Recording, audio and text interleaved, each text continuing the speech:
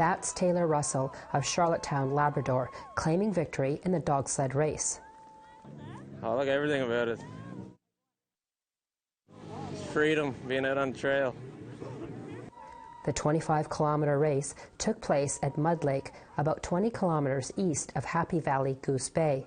It's called the Henry John Williams Memorial Dog Sled Race, named after a Cartwright fisherman and trapper who kept dog teams his entire life. Williams' great-granddaughter, Kayla, was at the race with her children. It's awesome. I think it's really important to teach them about the history of the dog racing in our family and to try to keep the tradition alive and in his memory especially. Another popular event is the high kick. It's a traditional Inuit game. Athletes kick a stuffed seal. Each round, the seal is raised. The highest kick is the winner. This is the first time Zoe Panunsi, a 13-year-old from the Natwashish First Nation, participated in the games. The excitement and people cheering me on. And this is the fourth year for Ashley Best of Mud Lake. And you know what? You get the experience of doing all these games. You're in front of so many people. You just push to limits that you didn't really know you had. However, one of the most traditional events of the Games was cancelled, the Labrathon. Disappointed athletes held the event anyway. About 40 people showed up in support.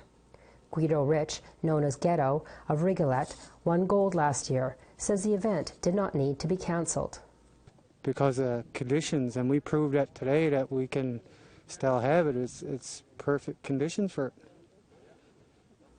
The Labrathon tests the ability to live off the land, like trappers did for generations. The event includes making a fire to melt ice for tea, poking a hole through the ice, and sawing wood. Nikki Dyson of Cartwright says, "We've trained all winter for this. Like, me and Ghetto took gold last year, last game, sorry, and people traveled from all around the coast. And we just come to compete, and it was just a disappointment to get here and find out the day before the race that it's been canceled." The director of sport, Barry Keogh, told APTN News in a statement, "We had a big thaw rain about 3 weeks ago. It took all of the snow on the bay. All was left was a sheet of very slippery ice, impossible to walk on, so certainly could not snowshoe on. Also need snow for the other components of the competition. We could not find a suitable replacement location." The closing ceremonies honored about 500 athletes that came from every Labrador community, and the volunteers and the spectators. The event included a fashion show showcasing traditional dress. Provincial Minister responsible for Indigenous Affairs and Reconciliation, Lisa Dempster, committed to fund sports. We are making a commitment with money to continue regional games in the north and south in the off years. I am coming with $50,000 tonight, and I've just been speaking with our MP, and she told me she's going to match it.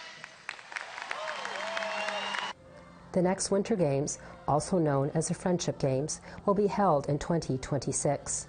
Angel Moore, APTN National News, Happy Valley, Goose Bay, Labrador.